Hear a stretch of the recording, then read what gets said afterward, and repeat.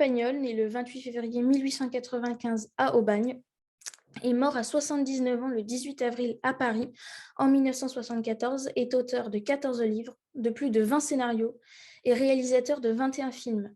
Marcel Pagnol est un conteur exceptionnel qui a couché sur le papier une grande partie de son enfance dans ses fameux souvenirs d'enfance. Mais qu'en est-il de sa vie adulte et ses souvenirs d'enfance racontent-ils des faits réels? Je reste sûre d'une chose, c'est que Madame Karine Anne pourra nous aider à démêler le vrai du faux et à découvrir en détail la vie de Marcel Pagnol. Bonjour Karine Anne et merci beaucoup d'être avec nous. Merci à vous. Alors, voici ma première question. Pouvez-vous tout d'abord vous présenter à la communauté de Zugut?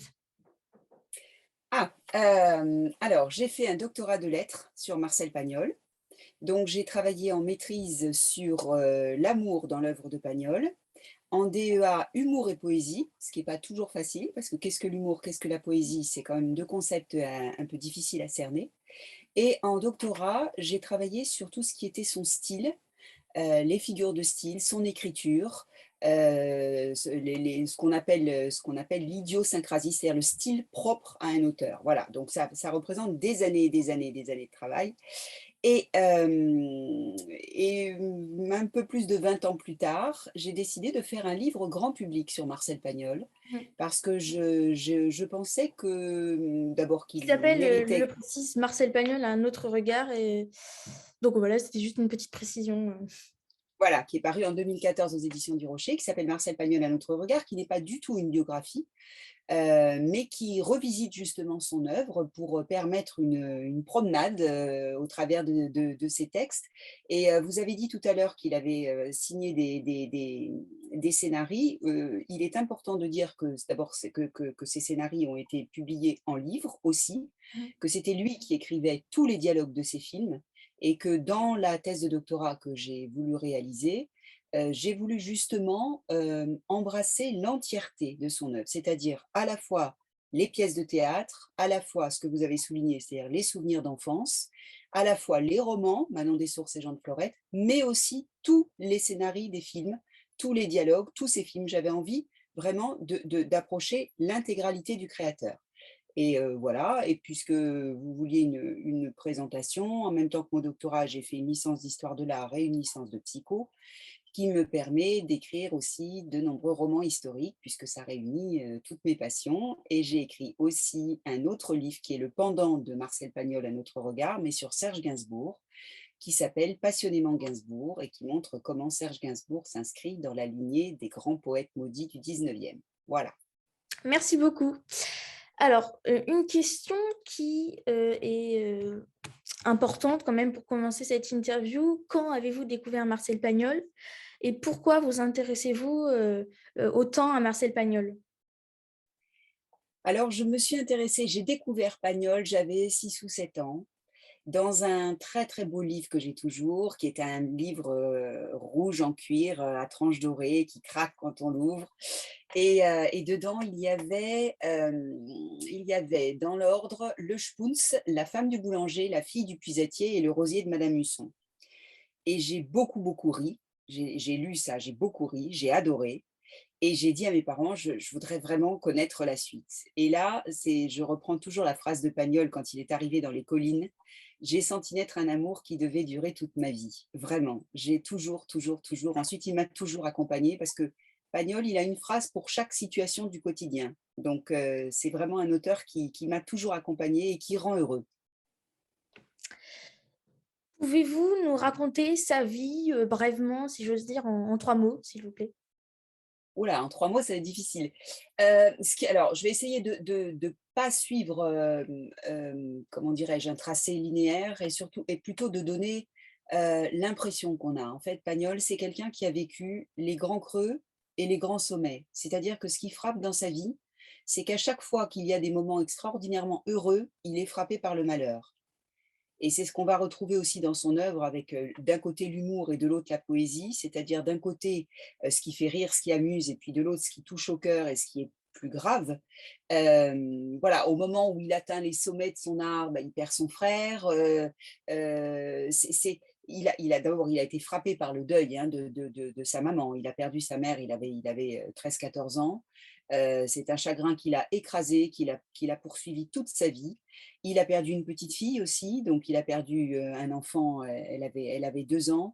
Donc c'est quelqu'un qui a été quand même frappé par des choses très, très, très, très dures, hein. Perdre un enfant, c'est quand même vraiment très, très, très, très difficile et c'était quelqu'un d'extraordinairement doué, qui était professeur d'université au départ, qui est né dans le sud, comme on le sait, qui est né dans la ville d'Aubagne, sous le garlaban couronné de chèvres au temps des derniers chevriers et qui ensuite est monté à Paris, alors là vraiment c'est la phrase, pour réussir, qui est devenu un des princes du théâtre, parce que vraiment il a été célébré au théâtre, il a eu de très gros succès avec Topaz, Marius, Fanny, et qui ensuite s'est intéressé au cinéma, qui était à ses débuts, hein, c'était tout nouveau, on n'avait pas encore le cinéma parlant, et lui, il s'est dit, «Là, ce truc, ça va marcher, quoi. Un cinéma qui se met à parler, ça va forcément fonctionner» et comme c'était un touche-à-tout de génie, il adorait, toutes les inventions, il a quand même failli tuer Malraux en faisant péter un piston, il habitait l'appartement du dessous et il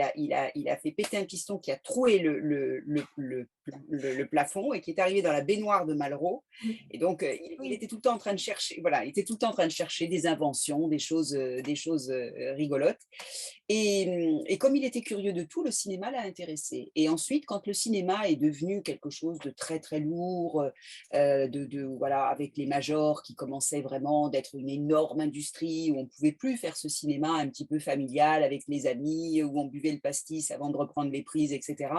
Ça, il s'en est détourné et il est revenu vers l'écriture à la fin de sa vie. Et ce qu'il faut souligner, c'est que c'est un des créateurs qu'on peut rapprocher en ça de Victor Hugo. C'est-à-dire que Victor Hugo a été quelqu'un qui s'est quand même illustré à la fois dans le roman, dans le théâtre et dans la poésie, hein, puisqu'il a quand même signé les Contemplations, c'est plus de 6000 vers. Et ben, Pagnol, c'est quelqu'un aussi qui s'est illustré dans plusieurs styles, c'est-à-dire le théâtre, le roman et les souvenirs d'enfance, les mémoires. Donc c'est 3 styles littéraires complètement différents et avec un succès époustouflant à chaque fois.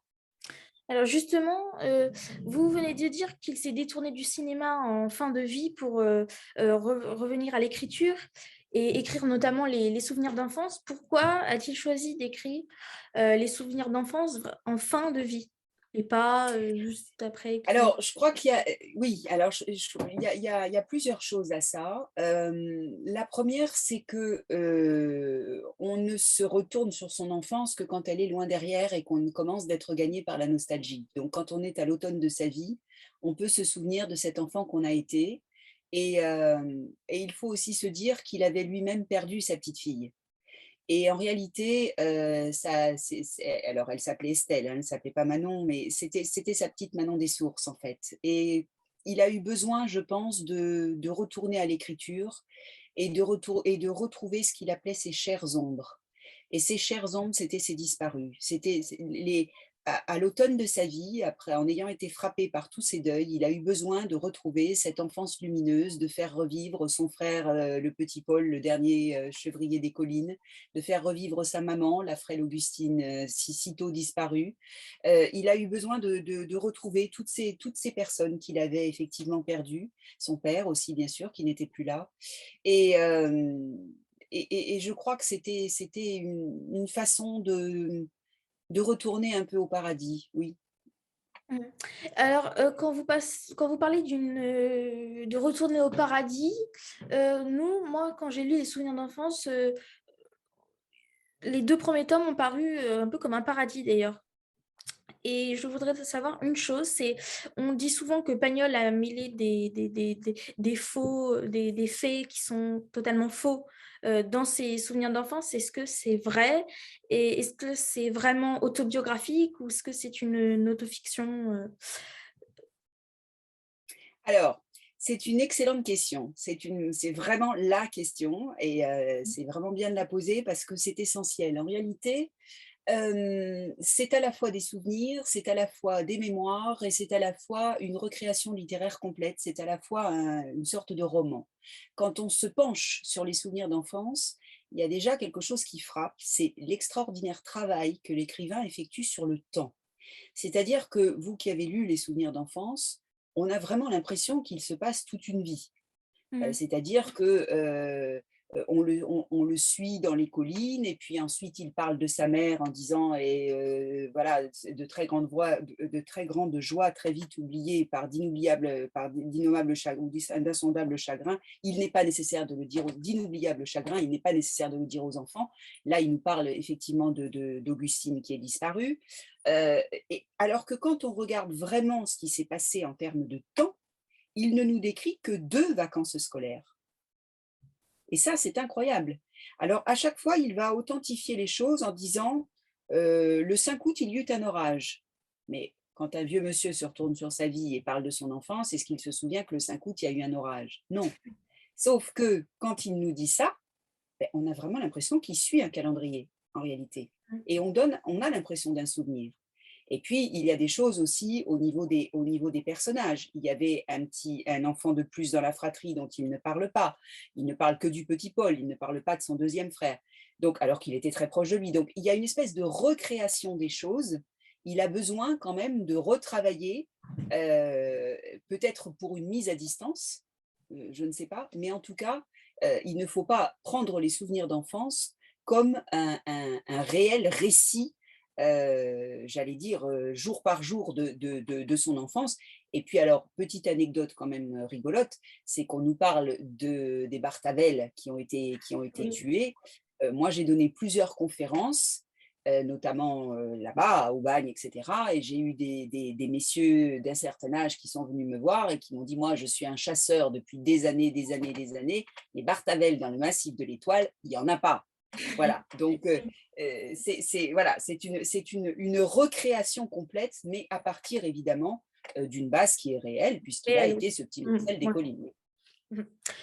Alors, quels auteurs ont inspiré Pagnol? Parce que j'imagine qu'il a quand même beaucoup lu avant de commencer à écrire. Et c'était un grand latiniste. Bon, il faisait aussi du grec. Est-ce que le latin et le grec l'ont aidé pour écrire? Alors, c'est encore une excellente question, j'ai beaucoup de chance. Pagnol était un grand érudit. Mm. Il faut savoir quand même que vous parlez du latin, il reste à ce jour le meilleur traducteur de Virgile. Oui. Il parlait le grec, voilà, il parlait le grec, le latin, l'anglais et l'allemand dans le texte. Il lisait Goethe, Shakespeare, Homère et Virgile dans le texte.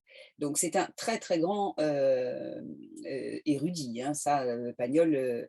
Alors son auteur de prédilection, c'était Edmond Rostand. Mm. Il avait une passion pour Fameux Edmond Cyrano Rostand, de Bergerac. voilà, et Chantecler. Et au départ, il avait l'idée d'écrire en vers. Et quand on lit ses œuvres vraiment de jeunesse, comme La petite fille aux yeux sombres, on se rend compte qu'il a ou Pirouette, il a une façon d'écrire qui est très, très, très ampoulée, qui est très. Il va parler, par exemple, quand il nous parle d'argent, il dit ces petits disques argentés qui tintinabulent dans notre poche. Enfin, on se dit, mais ouf, là, là, c'est alambiqué, compliqué, etc. Et quand on voit l'épure par la suite, qui a été la sienne, quand on voit le texte extrêmement resserré, quand on voit qu'il arrive à des figures de style magnifiques avec des mots très très simples, euh, on se rend compte de l'extraordinaire travail d'écriture qui a été le sien. Parce qu'en fait, il a compris qu'il y avait aussi énormément de noblesse à écrire en prose et qu'on n'était pas obligé d'écrire en vers pour être formidable. Alors, une question. Alors, je pense que peu de gens savent qu'il y a eu un rapport important entre Jean Giono et Marcel Pagnol. Il a porté d'ailleurs à l'écran en réécrivant quelques morceaux des livres de Giono comme La femme du boulanger et justement les livres de Giono. Pouvez-vous nous en dire plus? Alors, c'est à un point tel qu'on parle des gionesques en ce qui concerne Pagnol pour les films qu'il a mis en scène à partir de l'œuvre de Giono. Donc, il y a Requin, il y a Angèle, et il y a effectivement La femme du boulanger qui a été tournée à partir d'une nouvelle de Giono qui s'appelle Jean le Bleu. Alors, les rapports entre Giono et Pagnol sont extrêmement compliqués parce qu'en fait, ils se nourrissaient un peu l'un de l'autre, Mhm. c'est-à-dire que Pagnol a porté des œuvres de Giono à l'écran et en a fait des films absolument somptueux qui ont eu énormément de succès. Et Giono prenait un peu ombrage du fait que une petite nouvelle qui était un peu passée inaperçue devenait La femme du boulanger, chef-d'œuvre majeur du cinéma. Et à côté de ça, c'est aussi deux hommes qui avaient un même amour de la Provence, donc qui étaient liés par ça, sauf que la Provence de Giono, c'est pas la Provence de Pagnol. La Provence, d'abord, c'est pas le même endroit. La Provence de Giono est beaucoup plus au nord. Et la Provence de Giono, c'est une Provence âpre, dure, c'est une Provence noire, le soleil noir de la mélancolie, aurait dit Nerval. C'est une Provence, on le voit dans Colline, qui produit des êtres un peu particuliers, un peu inquiétants. Le soleil de Pagnol, c'est un soleil rond et bien brillant. Alors lui aussi explique que c'est le pays de la soif, que c'est une Provence dure aussi. C'est pas... Mais il y a chez Pagnol une espèce Paradis terrestre. de jubilation de la vie, de célébration de la vie, Oui. qu'on ne retrouve pas chez Giono. Et ils ont été fâchés un bon moment, puis ils se Oui. sont réconciliés. Et voilà, c'est un peu comme avec Rémus, c'est compliqué. Hmm. Alors, est-ce qu'il y a des écrivains d'aujourd'hui qui se rapprochent de Pagnol ou du moins de son style? Il y en a qui aimeraient. Mais alors, on remet le prix Marcel Pagnol tous les ans depuis 20 ans au Fouquet's dans le Salon Rému. Et on essaye toujours donc c'est un prix qui est remis pour récompenser un livre qui évoque l'enfance, les souvenirs d'enfance et l'univers de l'enfance. Et ce qu'on constate quand même extrêmement régulièrement, à quelques exceptions près, c'est que des enfances lumineuses, souriantes, comme celle de Mhm. Pagnol, on n'en a plus. En fait, Oui. aujourd'hui, c'est beaucoup des enfances exilées, Oui. des autofictions sur des enfances fracassées. Oui. Donc, c'est très, très, très, très, très compliqué en réalité de retrouver l'univers pagnolien dans les textes d'aujourd'hui. Alors, il y a de très, très beaux textes sur l'enfance, c'est pas du tout ce que je veux dire. Mais cet univers chaleureux et voilà, où on se dit, mais c'était magnifique, c'est beaucoup plus compliqué. Ce qu'il faut quand même aussi préciser, c'est que la Provence de Pagnol, c'est aussi une Provence un petit peu idéalisée, sublimée. Voilà, il y a aussi tout un côté un peu de rêve, un peu onirique dans son texte. Il y a quelque chose qui est aussi très enjolivé, parce que voilà, c'est la nostalgie d'un homme vieillissant qui regrette aussi son enfance. Et moi, j'oserais ajouter aussi le rapport entre les enfants qui se sont beaucoup complexifiés. Quand on lit Marcel Pagnol, on a l'impression que les rapports, même humains, mais surtout entre les enfants, étaient beaucoup plus fluides, beaucoup plus simples. Et aujourd'hui, les rapports entre les enfants, je trouve, sont beaucoup plus compliqués. Alors, vous voulez parler par exemple des rapports avec le petit Lily ou avec son frère? Non, oui, oui, par exemple, oui, avec Lily et son frère, oui, oui, oui. Oui. Mhm. Voilà. Alors bon, son frère, il lui fait quand même manger des crottes de lapin en lui faisant croire que c'est des pastilles Oui, de réglisse. Mais oui, il y a un amour profond de son petit frère et il en parle comme d'un petit. Il parle d'une petite flèche dorée à un moment donné parce que le petit Paul court dans les collines. Voilà, il y a tout cet amour de ce frère perdu. Et puis il y a cette amitié vraie, oui, avec Lily qui est tombée donc en 14-18 sur des plantes dont il ne connaissait même pas les noms. C'est pareil, il y a encore un disparu, son petit Lily des collines. C'est une très belle histoire d'amitié. Oui, alors moi, je ne peux pas parler des rapports des enfants aujourd'hui, puisqu'évidemment, je n'en suis plus une, mais voilà, j'entends parler évidemment de harcèlement à l'école, de choses de ce genre. Oui, on n'est plus tout à fait dans le même univers, ça paraît assez évident. Oui. oui. Alors, est-ce que vous pouvez nous conseiller quelques livres pour commencer à lire Marcel Pagnol? Ah, alors, tout dépend de l'âge. Moi, j'avais invité mes enfants à découvrir Pagnol à travers Topaz et notamment une scène qu'on refaisait à la maison euh, où en fait ça se passe dans une classe et le maître s'appelle Panico, Monsieur Panico. Mm. Et un élève est caché derrière la porte, il dit Panico, oh Panico, tu l'as mangé l'haricot, tu l'as mangé l'haricot. Et d'un seul coup, le directeur l'attrape par le col et chez le directeur, c'est pas moi, c'est pas moi. Et ça, des enfants, ça les fait toujours rire quand on leur fait faire cette scène parce que c'est très vivant, c'est très. Donc moi, curieusement, je ne préconiserais pas forcément de commencer par les souvenirs d'enfance parce que je pense que les souvenirs d'enfance, ça peut tout à fait être accessible, surtout pour des enfants qui aiment lire. Mais peut-être qu'on en perçoit moins directement la magie et la beauté quand on n'a pas encore la nostalgie de l'enfance, justement, parce qu'on est encore dedans. Il y a des choses qui sont par contre très très drôles. La femme du boulanger, la fille du puisatier, il y a des passages qui sont vraiment, vraiment très très drôles. Donc on peut découvrir Pagnol en riant. Et je pense que ça peut être effectivement une bonne clé d'entrée qui a d'ailleurs été, je le disais au début, qui a d'ailleurs été la mienne. Donc ça, oui, ça peut avoir un intérêt. Et puis, bien sûr, les films qui se laissent voir aussi. Alors après, bon, je ne sais pas, il faut peut-être aussi avoir un œil un peu exercé quand on est habitué aussi, qu'on a la chance d'avoir des parents qui vous ont montré aussi bien des films d'Audiard que des, voilà, pas forcément toujours les Marvel. Voilà, Je suis tout à fait d'accord avec ce. voilà, donc ça peut mieux fonctionner. Mais c'est vrai que la trilogie, quand on commence aussi un peu d'entrer dans l'adolescence, c'est une Et très très belle histoire d'amour, c'est très beau. Marius Fanny César. Oui, J'ai trouvé ça très beau aussi. ah oui, oui, c'est très très beau. Alors, pourquoi? Alors ça, c'est une question aussi, je pense, intéressante.